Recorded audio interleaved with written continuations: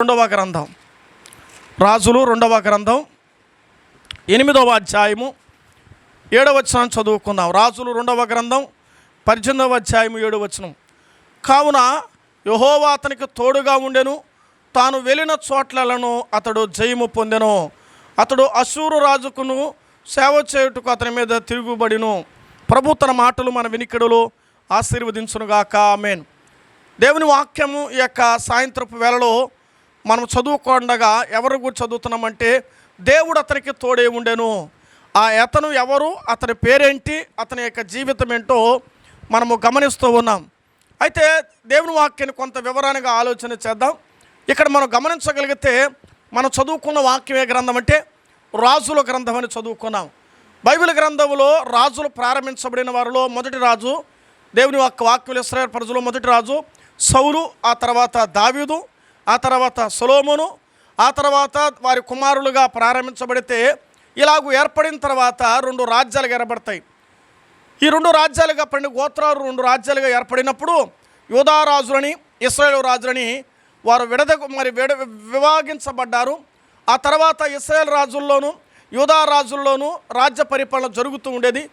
ఇప్పుడు మనం చదువుకున్నటువంటి వాక్యంలో ఈ రాజు ఎవరంటే ఇశ్రాయేలు రాజుల గురించి యూదా రాజుల గురించి మనం చదువుతుండగా హిజ్కియాను గురించి మనం చదువుతున్నాం. ఇక్కడ మీరు గమనించండి, 18వ అధ్యాయంలో రాజులు 2వ గ్రంథం 18వ అధ్యాయం 1వ వచనం చదువుకుందాం. ఇశ్రాయేలు రాజును ఎలా కుమారుడైన హోషేయ ఏలుబడిలో 3 సంవత్సరములు యూదా రాజులకును ఆహాజు కుమారుడైనటువంటి హిజ్కియా ఏలాం ఆరంభించును. అతడు ఏలాం ఆరంభించినప్పుడు 25 ఏండ్ల వాడే చూస్తూ ఉన్నాం. యెరూషలేములో 29 సంవత్సరాలు ఏలాడు. యెరూషలేములో ఎన్ని సంవత్సరాలంటే 29 సంవత్సరాలు ఏలాడు. ఇప్పుడు ఈ మాటలో ఈ సాయంత్రం వేళ మీ ముందుకు ఒక పదాన్ని చెప్తున్నాను. హిజ్కియా రాజు ఏలుబడిలో 29 సంవత్సరాలు విజయ పతాకాన్ని ఎగరవేయడానికి, తను విజయవంతుడిగా జీవించడానికి గల కారణాలు ఏంటో ఈ రాత్రి వేళ ప్రశ్న. ఈ రాజు జయ జీవితానికి, ఈ రాజు యొక్క ఆశీర్వాదానికి, ఈ రాజు యొక్క అభివృద్ధికి గల కారణం ఏమిటి? ఎంతోమంది రాజులు ముందు ఉన్నారు. ఆ రాజులతో పాటు కూడా ఈయన రాజరికం చేశాడు. ఆ రాజులతో పాటు ఈయన కూడా ఉన్నప్పటికీ కూడా ఇతని గురించి విశేషంగా ఏం రాయబడిందంటే, కొంతమంది రాజుల్లో గురించి రాయబడితే అతడు జయము విజయం అనే మాట చూస్తున్నాం. చదువులో మనకేం కావాలి? విజయం కావాలి. వ్యాపారాలు మనకేం కావాలి? విజయం కావాలి.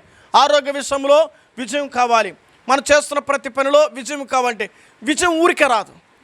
ఏమండి, తలాంతు దేవుని సొత్తు, టాలెంట్ అది దేవుని సొత్తు, వరము దేవుని సొత్తు. విజయం కూడా ఎవరు సొత్తు ఇవ్వాలి? దేవుడు ద్వారా కలిగించబడేదే విజయం. చాలామంది అంటే నేను గెలిచిపోయినాను, నేను సంపాదించాను, నేను తెచ్చాను అంటున్నాం. కానీ మనం తేవడానికి, మనం గెలవడానికి ఏది కాదు. బైబిల్ గ్రంథంలో ఒక విశేషమైన మాట రాబడుతుంది. దేవుడు ఏదైనా ఒక వ్యక్తికి ఇవ్వకపోతే ఆ వ్యక్తి సాధించలేడు. దేవుడు పరీక్షలు నాకెటో తోడున్నాడు, ఆయన మంచి నాలెడ్జ్ ఇచ్చాడు, చక్కగా రాయగలిగినాను. ఒకవేళ ఎగ్జామ్లో నేను మర్చిపోయింటే నేను ఫెయిల్ అయిపోయి ఉంటా. ఒకవేళ ఆలోచన రాకపోతే నేను విజయం పొందేవాడిని కాదు. బైబిల్ అంటుంది మన విజయాలకు కారణం ఏంటంటే దేవుడు కారణం. మన చదువులోనైనా, మన పదవులలోనైనా, మన పనిపాటులోనైనా ఎవరు రావాలంటే విజయం తోడు ఎవరు అంటే దేవుడు తోడు రావాలి. దేవుడు తోడొస్తేనే తప్ప మన జీవితం జయపతాకంగా ఎగరబడదు. విజయవంతులుగా బ్రతకాలంటే, జయశీలుగా బ్రతకాలంటే, విజయోత్సవంతో ఊరేగించబడాలంటే బైబిల్ అంటుంది విజయోత్సవంతో ఊరేగించున్న దేవునికి స్తోత్రములు బైబిల్లో రాయబడి. మన విజయోత్సవంతో ఊరేగాలన్నా అంటే ఊరేగడం తిరగడం అని కాదు, అటువంటి బ్రతుకుల మధ్యలో ఆనందించాలంటే మనము చదువుకుంటే విజయోత్సవులుగా బ్రతకగలం. చదువు లేకపోతే చాలా కష్టం. ఇప్పుడు చూడ ఇక్కడ ఉన్నటువంటి కూడా ఈ చుట్టుపక్కల కాలేజెస్లు అందరూ కూడా ఎక్కడి నుంచి వచ్చారు? ఏ ఊరి వారో, ఎవరికి చెందారో యేసుక్రీస్తులో ఏమయ్యారు?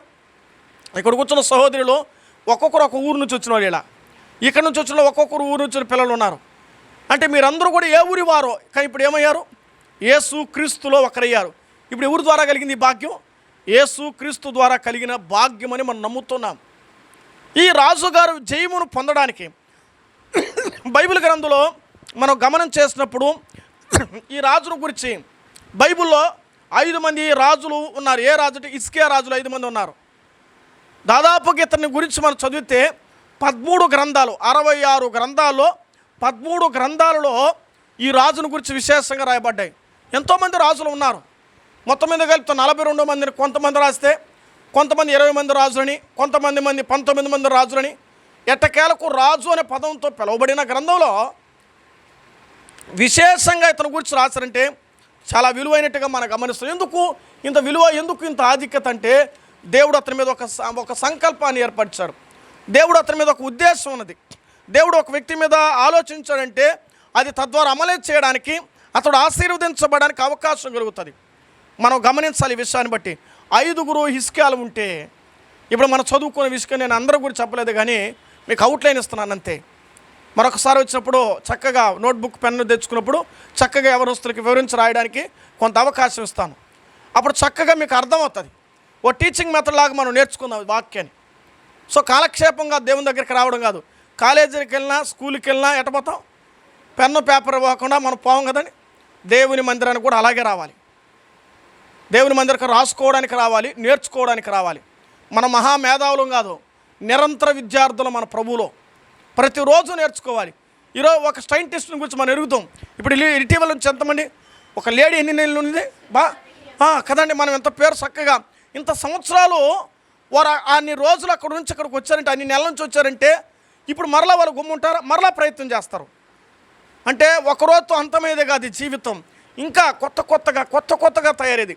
బైబిల్ గ్రంథం ఒక నిధి, ఒక గనిధి లాంటిది.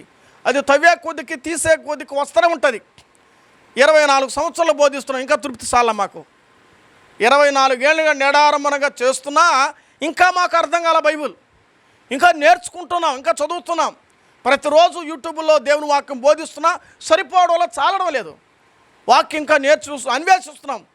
ఇది ఎలాగుంటే ఒక ఆహారం, ఒకరోజు తింటే సరిపోతున్న ఆహారం దినం తినాలి. ఏమయ్యా ఎన్ని రోజులా నా చాలేని ఈరోజు ఆదివారం బిర్యానీ తిన చాలన్నారు, ఇంకా అవసరం లేదంటే కాదు.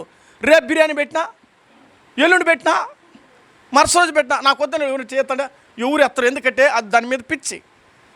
ఏమండి కొందరు ఏమి పిచ్చిందంటే తినడానికి బాగా ఇష్టపడతాం, తప్పులేదు. కొంతమంది కోటి విద్యలో ఇందుకే కదా అంటారు, తినడం తప్పు అని చెప్పలా. అట్లా 24 గంటలు తింటా ఉంటే కాదని అర్థం కాదు. దాని విలువను కూడా చెప్తున్నా నేను. ఈ రాత్రి వేళ మనం ఆలోచన చేస్తే ఈ రాజు గారి జీవితం దేవుడు ఏర్పరచుకున్నాడు. ఈరోజు నిన్ను కూడా ఏం చేశాడు, అసలు ఈ ప్రాంతంలో రంగంపేటలో దేవుని యొక్క ఉద్దేశం ఉంది కాబట్టి ఇలా ఏర్పడింది.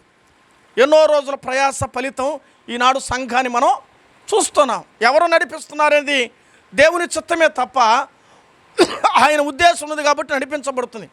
కాబట్టి ఈ రాత్రి వేళ మనం నేర్చుకోవాలి, రాజు లక్షణం మనకు అవసరం. ఏ రాజు? కొంతమంది మోడల్ ఇచ్చాడు దేవుడు. బైబిల్ గ్రంథం, పాత గ్రంథం ఏం చెప్పిందంటే వాళ్ళు చూసి మీరేం తెచ్చుకోమని చెప్పిందంటే తెలిసిన బైబిల్ బుద్ధి తెచ్చుకొనిది అంటే అర్థమేమి, వాళ్ళలో కొంతమంది మంచివారు ఉన్నారు, కొంతమంది మంచివారు కారు. మంచివారు ఉన్నారంటే ఇంక లేనివాడు ఏమని మంచోడే కానీ అంటే మంచోడే కానీ అతను ఏముంది మంచోడు అంటారు. చాలా మంచి బిడ్డ అనేదానికి పర్వాలేదులో మంచోళ్ళే, పర్వాలేదంటే ఇక్కడ ఏదో ఉందని అర్థం. అంటే దీన్ని బట్టి మనం ఆలోచించాల్సింది. రాజు జీవితంలో విశేషంగా దేవుడు రాయించడానికి గల కారణాలు మనం గమనిస్తే, ఈ రాజు పరిపాలన ప్రారంభిస్తే ఈ రాజు చేసే మొదటి క్రియను గమనించాలి. ఈ రాజు ప్రారంభించగానే ఏ విషయాలు ప్రారంభించాడు, తన కార్యం ఆరంభం ఎలాగుందంటే దేవుని మీద ఉంది. కార్యము ఆరంభం ఎలాగుంది, మొదట బాగా ప్రారంభిస్తాం, ముగింపుకు వచ్చే కొంత తగ్గిపోతాం. కానీ ఆరంభం అంతం ప్రతిదీ కూడా దేవునితోనే ముడిపడి ఉన్నది. ఈ రాజులో బలం, ఈ రాజును గురించి రాస్తూ అంటాడు, హిస్కియా అనే మాటకు అర్థం బలవంతుడు లేక బలాఢ్యుడు అని ఉంది. బలాఢ్యుడే. దేవుని కార్యాల విషయంలో తను బలహీనుడు కాదు. దేవుని కార్యం మనం ఎలా ఉండాలి, బలహీనుడుగా ఉండకూడదు. సారా ఎన్ని సంవత్సరాలు బ్రదర్కి 60 సంవత్సరాలు రిటైర్డ్ పర్సన్. ఇప్పుడు ఎడబరికి ఇతడా పోయిన వారం ఏం చెప్పంటే, వయసులో మేము పెద్దవారమే కావచ్చు, ఆత్మీయతలో మేము బలవంతులము, సేవలో ఇంకా కుర్రాళ్ళు మేము. ఎన్నేళ్ళండి? 60 ఏళ్ళు దాటిన పరిగెత్తున్నారు. రంకు గుర్రం, రేసు గుర్రం లాగా పరిగెత్తున్నారు. మన పిల్లకాయలు ఎడ పరిగెత్తున్నాం మనమా? మనం పరిగెత్తాలంటే పోదాలి, వాళ్ళు 5 గంటలకు వస్తే మనం 5:30కు పోదాం కాదు.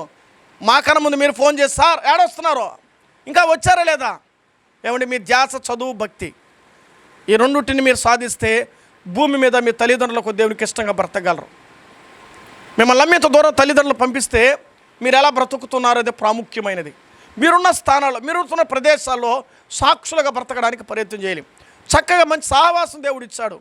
ఆ సాక్ష్యంలో సహవాసంలో మీరు కూడా ఏమవ్వాలి, ఇన్వాల్వ్మెంట్ అవ్వాలి, మీరు కూడా పాలిభాగస్తులు అవ్వాలి.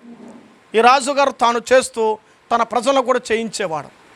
కాబట్టి దేవుని వాక్యాన్ని మనం ఆలోచిస్తూ ఉండగా ఈ రాజు యొక్క మంచి లక్షణాలు మనం గమనిస్తే తాను ప్రారంభించబడిన పని మొదట చేశారు. చూద్దామండి 3వ వచనం, రాజుల 2వ గ్రంథం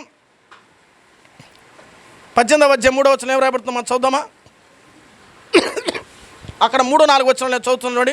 అతడు యెహోవా దృష్టికి పూర్ణముగా నీతిని అనుసరించును, ఉన్నత స్థలములు కొట్టివేసి విగ్రహమును పడగొట్టి దేవతా స్తంభములను పడగొట్టి మోసే చేసిన ఇతర సర్పమును చిన్నాపనము చేసి దాని ఇశ్రాయేలును రాయబడిన పేరు పెట్టబడింది కనుక దాని గురించి మొత్తం కూడా ఇచ్చడి వచ్చి ఉండినట్లుగా మనం చూస్తున్నాం.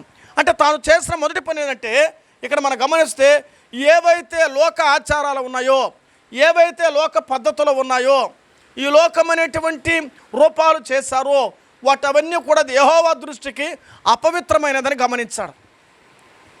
కాబట్టి అపవిత్రమైన గమనించి దేవునికి ఏది ఇష్టమో చేశాడు. మనం ఏం చేయాలండి?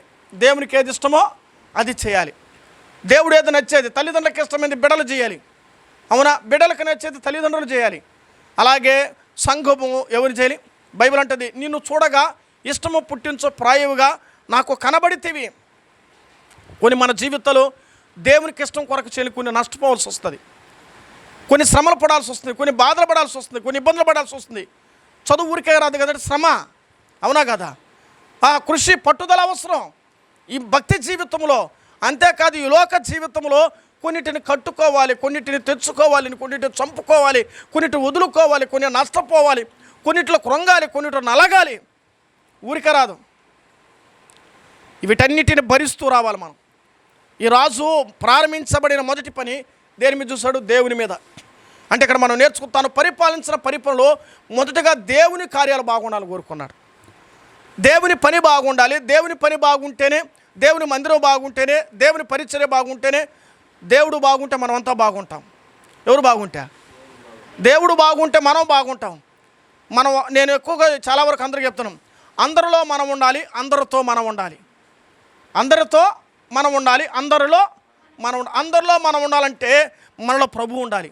అప్పుడే అందరితో మనం ఉండగలం. అందరిని సంపాదించటం ఆయనకు ఉండాలి ముందు. యేసు ప్రభు వారు ఎక్కడుంటే జనాలు ఉన్నారండి. యేసు ప్రభు ఎక్కువగా ఒంటరిగా బ్రతకలే 3.5 సంవత్సరంలో. ఆయన చాలామంది జనాలు, ఆయన ఎప్పుడు ఖాళీగా లేదు, బిజీ పర్సన్. ఎవరో మన ప్రభు అయినటువంటి యేసు క్రీస్తు బిజీ మ్యాన్. అందరినీ పోగు చేశాడు, అందరినీ రక్షించాడు, అందరినీ కాపాడాడు, అందరూ బాగు చేశాడు, అందరు బ్రతికించాడు, అందరికి సాయం చేశాడు. ఆయన లేకుండా ఏది కలగలేదు. నీ కొరకు నా కొరకు లోకానికి వచ్చి ప్రాణము పెట్టి బలియాగం చేయబడి చనిపోయి సమాధి చేయబడి తిరిగి లేచాడు. యేసు క్రీస్తు నమ్ముకుంటే